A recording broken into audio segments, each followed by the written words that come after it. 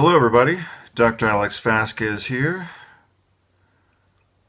I'm working on a few videos and posts and kind of compiling some images from my recent experience in Barcelona. So I kind of have that on my mind, but apparently within the past week, the American magazine tabloid Scientific American has published a review on vitamins and minerals.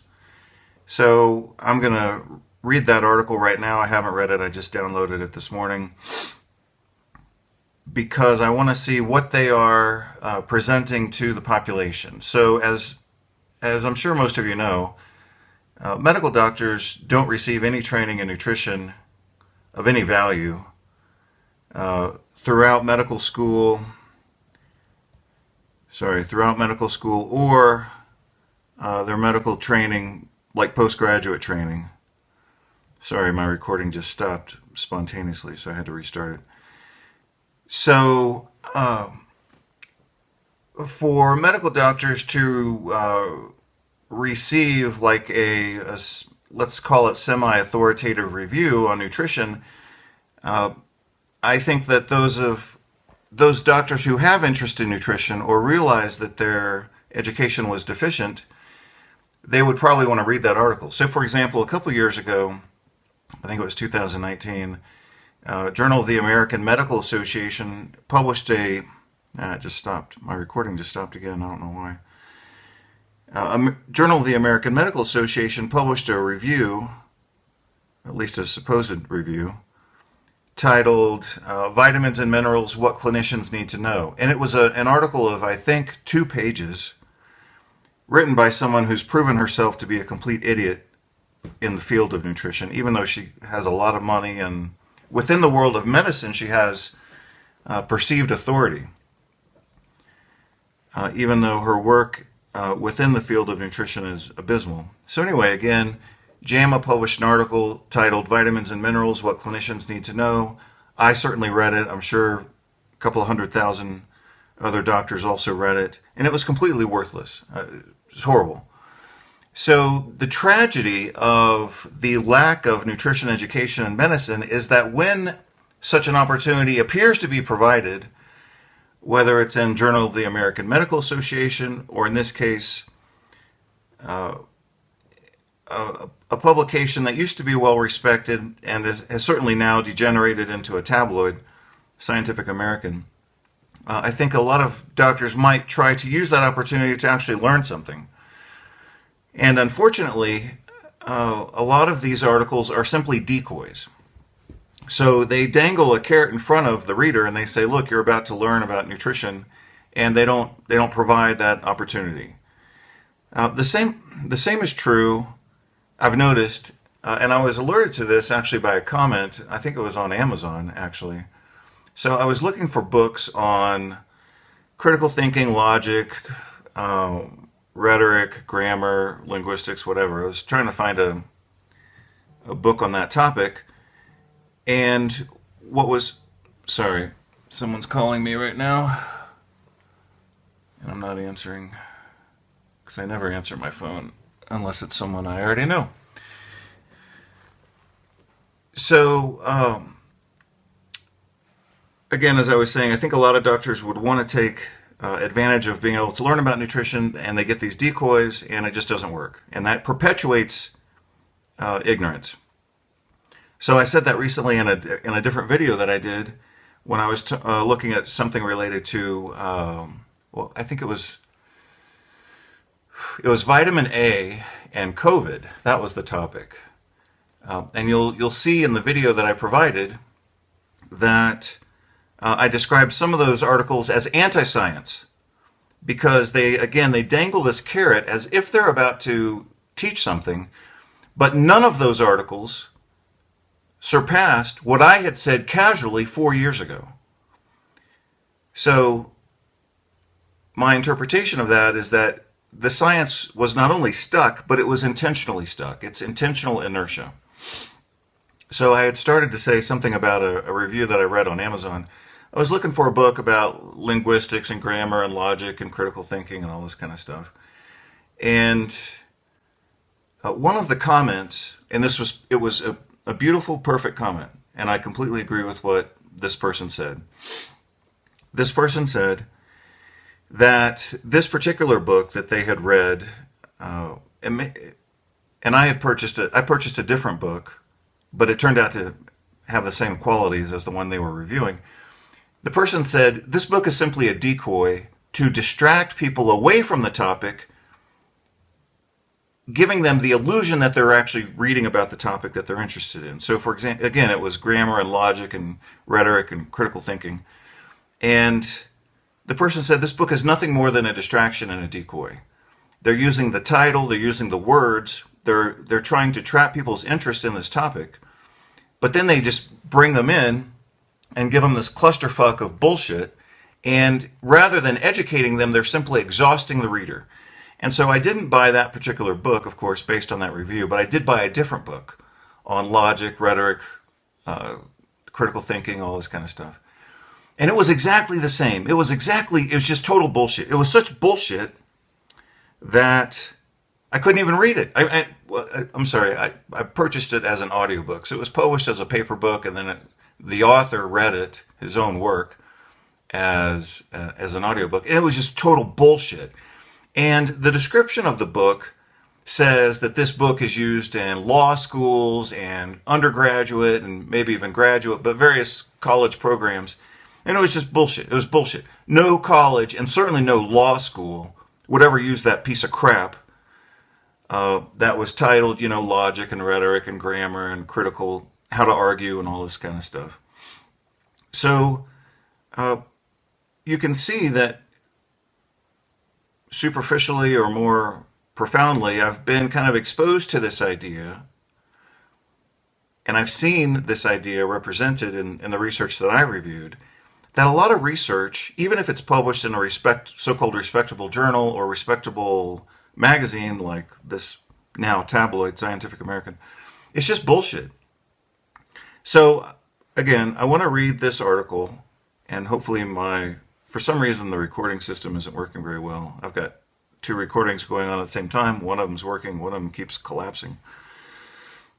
So I want to see if this article in Scientific American, published June 25th, 2024, I want to see if this has any data whatsoever that would be relevant to the general public, let alone a doctor who might, pick up this type of magazine. So, certain publications in the United States, like the New York Times, probably by now the Washington Post, and certainly Scientific American, and The Economist, and Forbes, and all of these really crap publications, they're designed to attract the attention of the upper middle class, the managerial class of the United States. So, in any society, you've got, classically, you've got the poor, the middle class, the upper middle class, and then you've got the rich, elite, whatever, millionaires and billionaires. From a political standpoint, a big chunk of the population is just poor and uneducated, and so their job is, as Noam Chomsky has said, I'm kind of quoting Noam Chomsky, their job is to simply follow orders. The challenge, the ultra rich just do whatever the hell they want, and they kind of control the game, so to speak.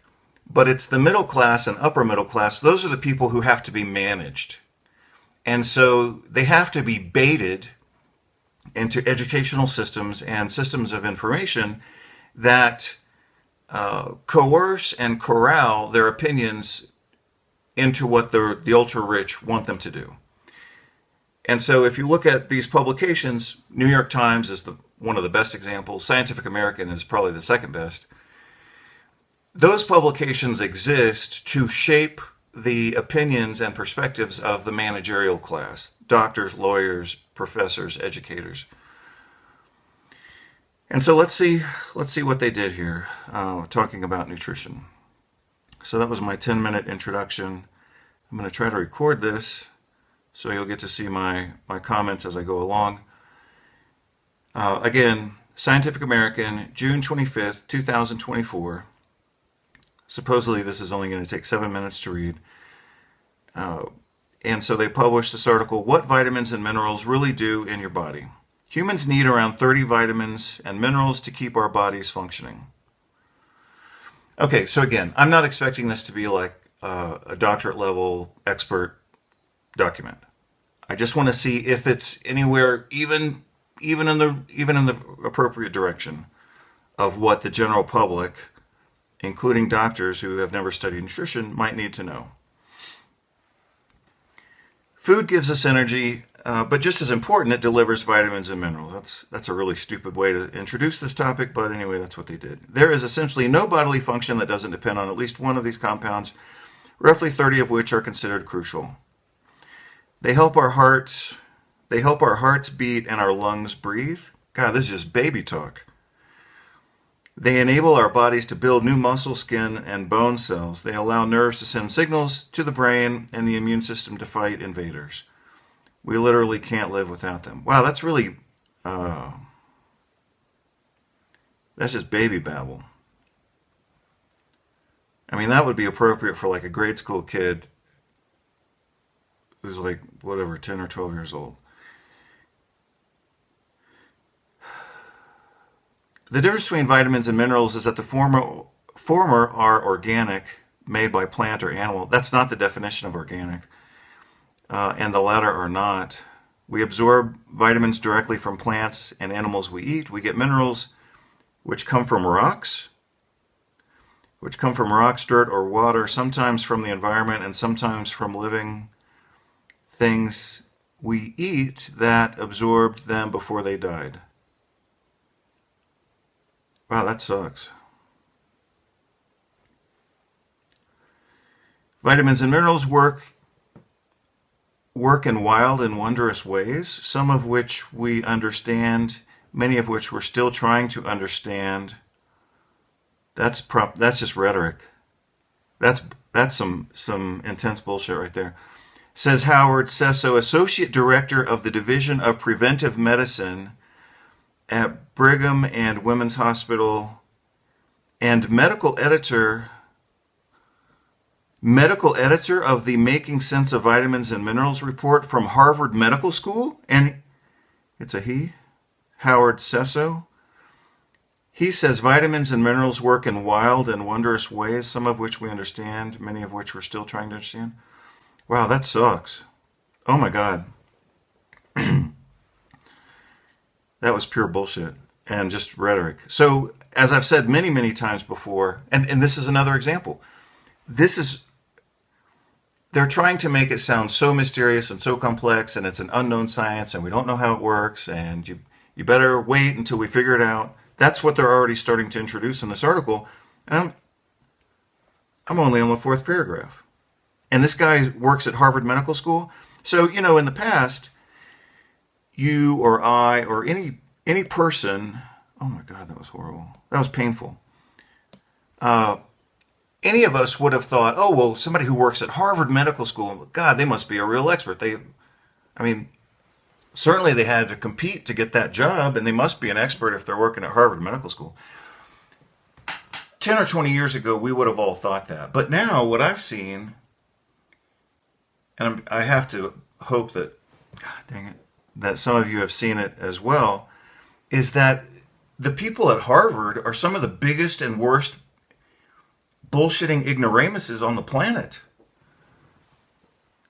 And so, this guy had an opportunity to introduce this topic in a way that represents his knowledge, which apparently he doesn't understand nutrition, represents the science of the field, which he doesn't have a grasp of. But my God, this is horrible. They always do this bullshit. I never do that bullshit. I never tell you in any of my presentations, some of which are hours long, like look at my vitamin D series. I never introduce that topic saying, oh, well, it's vitamin D. We don't even know if it's a hormone or a chemical or a what. You never hear me say that. The job of any educator is to turn complex material into something that other people can understand.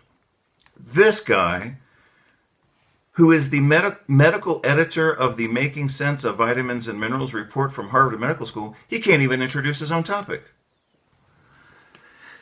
Oh, that sucks. He goes on to say, and there's tremendous variation in how we all consume, digest, absorb, and utilize the nutrients in a particular food we're eating. No, there is not tremendous variation. There is some variation, micro variation, but it's not like I consume vitamin D and turn it into a Chevrolet Chevette, which, by the way, was my first car that I ever had. It's not like I consume vitamin D and turn it into a Chevrolet Chevette, and somebody else consumes vitamin D and turns it into a Penguin. That would be tremendous variation. There is no tremendous variation in how we all consume, digest, absorb, and utilize nutrients in a particular food that we're eating. There is no tremendous variation. There is variation.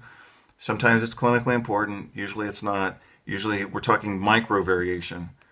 But see, he's trying to make this sound complex. And maybe to him it is complex because he doesn't understand it.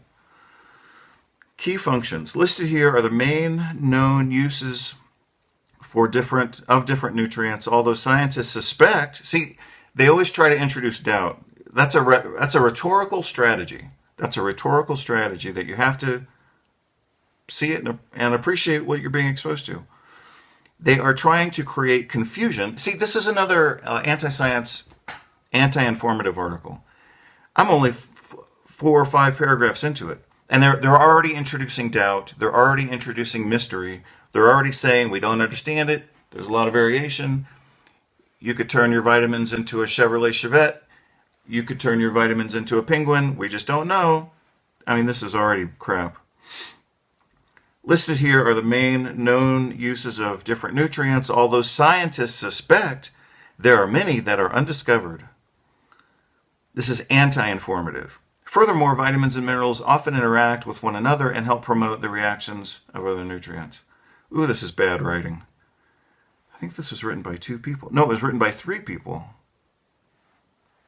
Apparently none of them can write. This is just horrible. First category, water-soluble vitamins. These vitamins can dissolve in water. Duh, that's what water-soluble means. Vitamin B1, thiamine, helps turn food into energy. And apparently they just repeat the hell out of that phrase. Promotes skin, hair, muscle, brain, and brain health. Critical for nerve function. And then they list sources. Pork, brown rice, soy milk, watermelon, acorn squash. Well, obviously you're going to get survival levels of nutrients from those food sources. You're not going to get like therapeutic levels. They're not even at that level of conversation, you'll notice.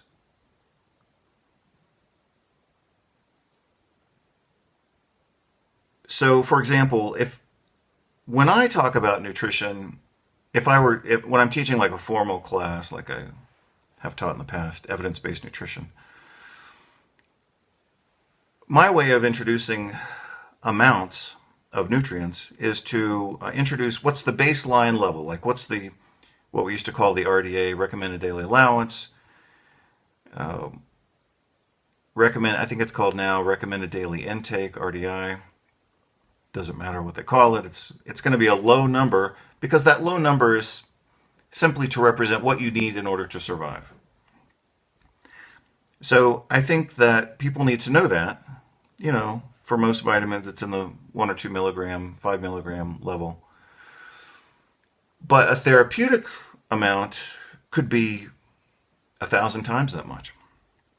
So I would introduce this topic to provide perspective. You need this to survive from a nutritional standpoint, and you need this level of intake from a medical, clinical, or pharmaceutical perspective. Okay, vitamin B2, riboflavin, helps turn food into energy. That's such a meaningless statement. I mean, that's just baby babble. If they're trying to appeal to educated Americans, then they should use the language that maybe an adult educated American would use. Boosts skin, hair, blood, and brain health.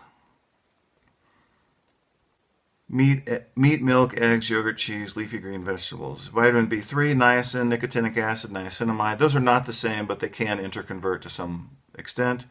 Helps turn food into energy. Again, that's just a waste of. They should just explain what that means, but not. They're not even explaining anything. Essential for, and they keep saying the same thing: skin, blood, brain, nervous system. Meat, poultry, fish, whole grains, mushroom, potatoes, peanut butter. Pantothenic acid, B5, food into energy, lipids, neurotransmitters, steroid hormones, hemoglobin. Rich sources: chicken, egg yolk, whole grains, broccoli, mushroom, avocados. B6, pyridoxine, just say pyridoxine. Metabolizes amino acids, helps cells replicate. Blood cells, neurotransmitters, brain. And then they list the sources. Vitamin B7, biotin. Food into energy. And then they list the sources. Vitamin B9, folate, folic acid, folacin, amino acids, cell replication, brain and spine birth defects, asparagus, okra, spinach, turnip greens, broccoli, legumes, orange juice, tomato juice. Those aren't really good sources, but whatever. B12, cobalamin, cyanocobalamin. Cyanocobalamin is not a human nutrient.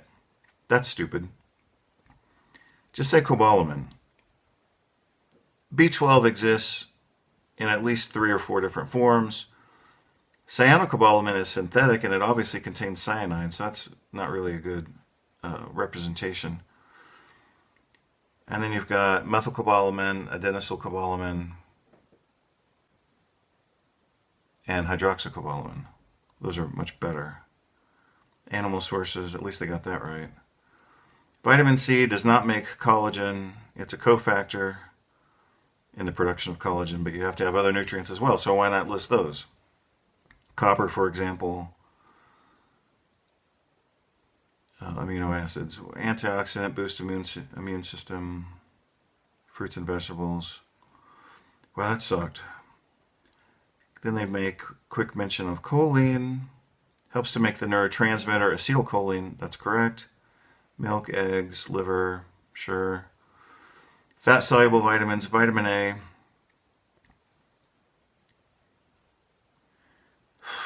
And then they list the sources, vitamin D. Oh, actually, I wanted to talk about vitamin D because I just took a mega dose. So I purchased 25 hydroxy vitamin D, calcifediol, and I took a mega dose just to kind of see if it might do something, and it did do something. So I'll talk about that in an upcoming video. I don't even know how much I took. I think it was 90,000 international units. I'll have to do the math. I'll do a separate video on that just later on. So here they're talking about vitamin D. They talk about ergocalciferol. Ergocalciferol is not a human nutrient. Should not be discussed in this context. And of course, they barely mention any of its benefits. Vitamin E, alpha tocopherol. Why are they talking about alpha tocopherol? They should be talking about gamma tocopherol. So gamma tocopherol is the type of vitamin E most prevalent in the American diet. So why not talk about gamma tocopherol? Antioxidant. They should have at least said anti-inflammatory. Vitamin K, K1, K2.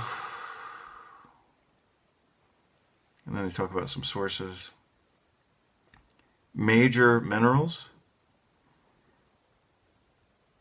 Although too much of one can sometimes block the absorption of another. Well, that was actually the only intelligent thing I think I've read in this article so far. That's true. And it's clinically relevant. Calcium, and then they provide the sources. Chloride. I don't really think of that as a nutrient too much. Magnesium. Ooh, this is just horrible. Phosphorus, potassium. They said something interesting about potassium. Helps balance fluids.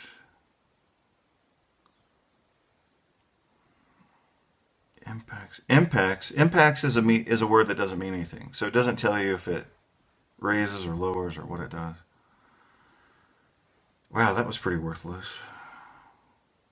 Aids, so going back to magnesium, they said aids in muscle contraction. They would have been better to say aids in muscle relaxation. Huh. Trace minerals. So you can see I'm starting to skip over this because it's worthless. It's horrible. Small quantities. Chromium, insulin sensitivity, copper, iron metabolism, and immune function. Helps to make red blood cells, also the collagen that they mentioned earlier. Fluoride? They put fluoride in here as a nutrient?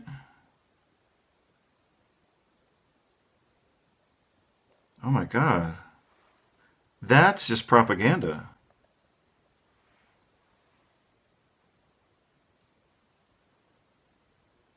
You go look at people living in the mountains of Peru and Bolivia and Ecuador and Guatemala and Nicaragua, and they've got like the best bones and teeth on the planet, and it's not because they're drinking fluoridated water, fluoride water, whatever. Oh boy. Wow, that was weird. Iron, manganese, molybdenum, selenium.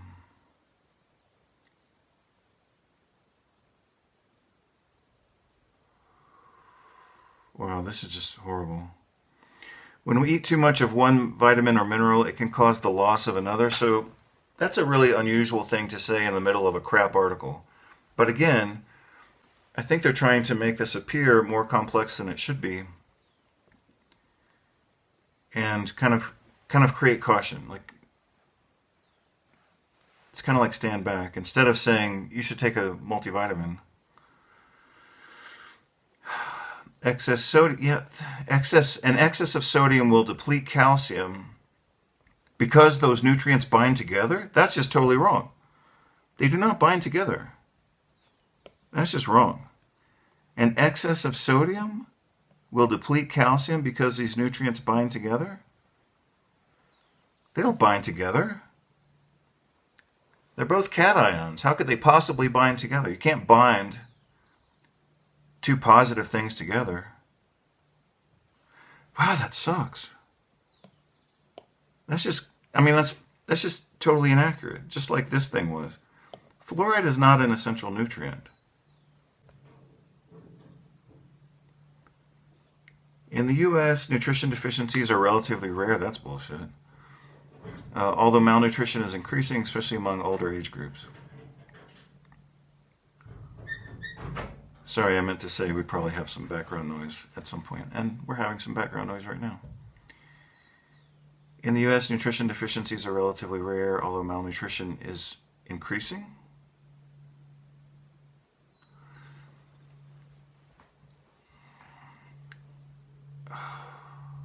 What the fuck? In the US, nutrition deficiencies are relatively rare. That's false. Although malnutrition is increasing, especially among older age groups. That's another weird sentence. The most common deficiencies are B6, iron, and vitamin D, and magnesium and potassium. I mean, this is just stupid. Even if you look at the CDC, if you look at the CDC data on potassium, only 10% of the American population gets its regular intake, the appropriate regular intake of potassium. Only 10%. So that means 90% could be classified as deficient. And they don't even mention it. They don't even mention that here, and that's from the CDC, and that was, I think that was from around around 2007. So that's 17 years ago? Yeah. Wow. All of the vitamins and minerals, Americans are least likely to be deficient in A. I just did a whole video on vitamin A. They're wrong again. Vitamin E, And folate? This is just babble. I mean, they're just filling space here. Beneficial combination. Some nutrients work best as a team. Vitamin D helps us absorb calcium. And potassium encourages the excretion of excess sodium. I've never heard that. And I don't know if it's true. Folate is best absorbed if B12 is around. I don't really know if it's an absorption issue, but it's a metabolism issue for sure. And the two work together to help cells divide and multiply. The recommended daily intake depends on age, sex, and many other factors.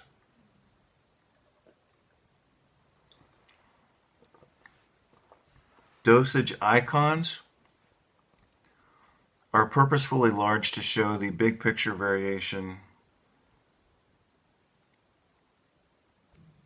between different nutrients. That's odd. So here they talk about recommended intakes, as I had commented before. Micrograms. Upper limit.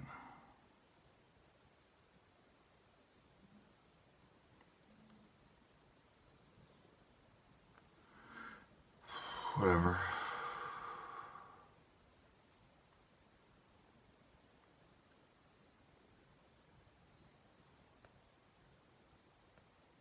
This is a worthless document.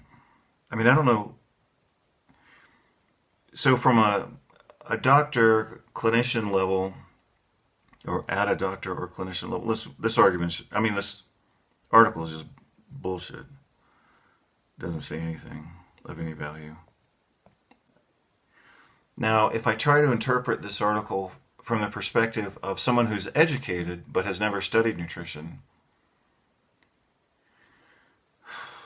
I mean, an article like this is tricky to try to overview an entire field within one document.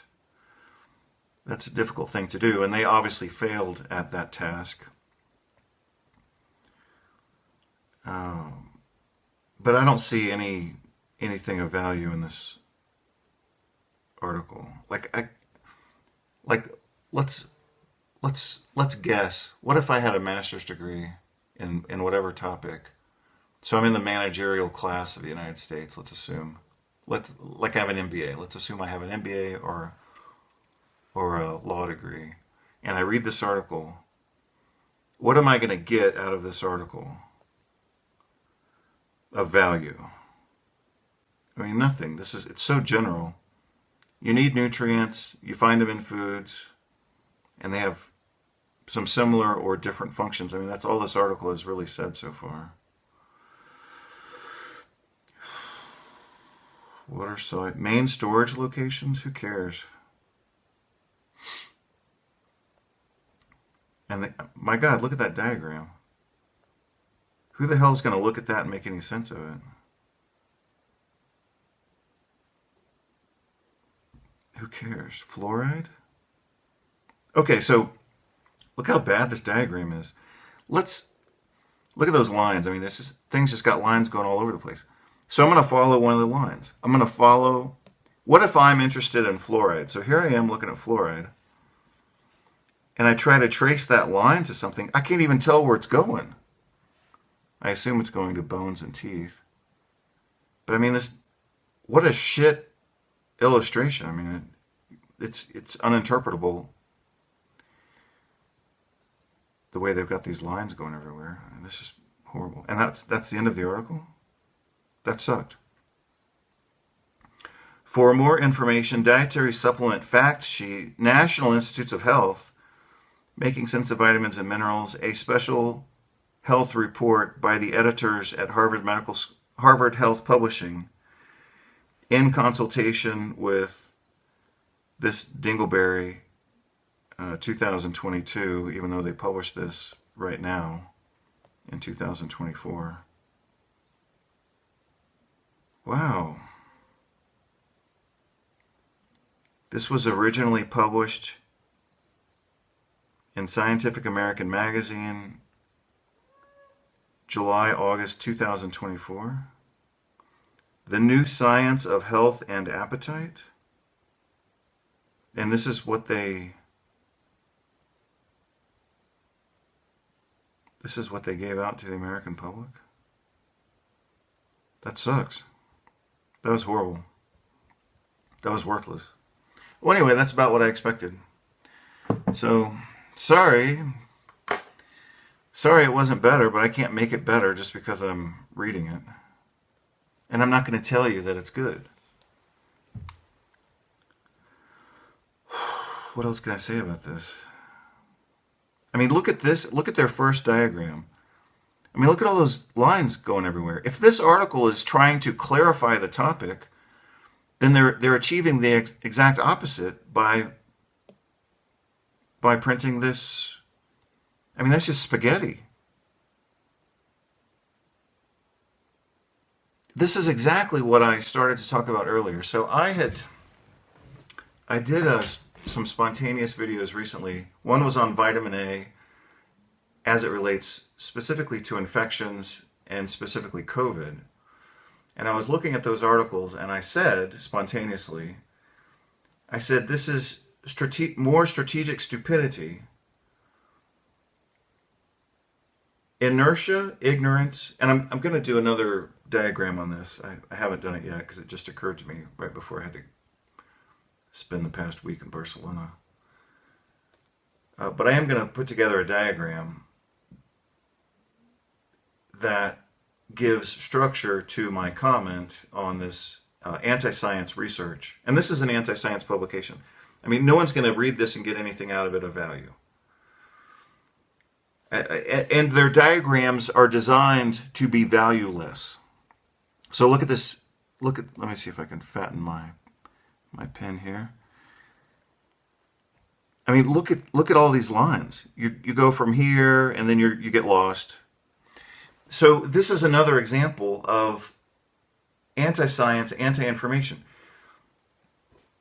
If you don't know about nutrition and you want to know about nutrition and you read this article, by the time you finish reading this article, you will still know nothing about nutrition. Just like, and this is Scientific American, one of the top magazines, now a tabloid, within the targeting the managerial class of the United States. And it's worthless. So it's strategic stupidity, ignorance, and inertia. Those are the concerns that I have. But those three things, when combined together, lead to a fourth component, and I'll describe that in the video that maybe I'll make it this week. I'm going to put it together with a diagram. This article's horrible.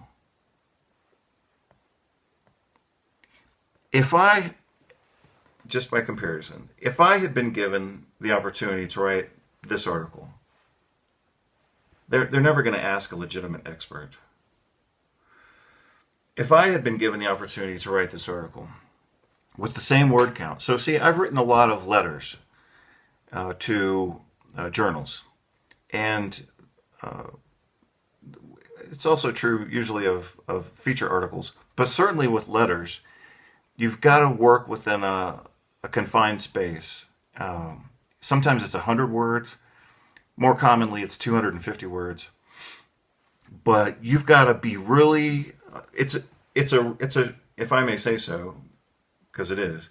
It's an art to be able to write a scientific letter. If you're writing a scientific article, typically, especially now with the open access digital publications, you've got a lot more leeway. Sometimes you don't even have a limit, practically. But with medical journal letters, usually have a limit of 100, 150, 200, 250 words. So you've got to condense your entire argument into a small amount of space. And again, if I had been given the same space with the same word count, believe me, I would have knocked that ball out of the park. But like I said, they're never going to ask an expert. I mean, this jackass at Harvard Health Publishing, Can't even introduce his own topic. And then look at who they selected. I'm going to highlight who they selected. Look at who they selected to write this article. Clara, whatever her name is a senior editor at Scientific American. She covers astronomy, space, physics, and mathematics. So she has no knowledge of nutrition.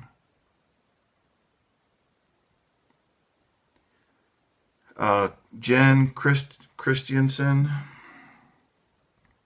does science graphics, senior graphics editor, and he's a senior. Jen, I don't know if that's a man or a woman.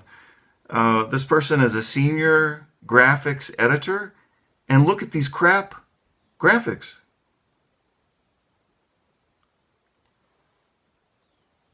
Again, follow the iron. Look at their. Sorry, I'm going to have to go. Somebody just came in the house. I mean, look at that. That's just crap. And the last person, and then I'm going to have to cut this out.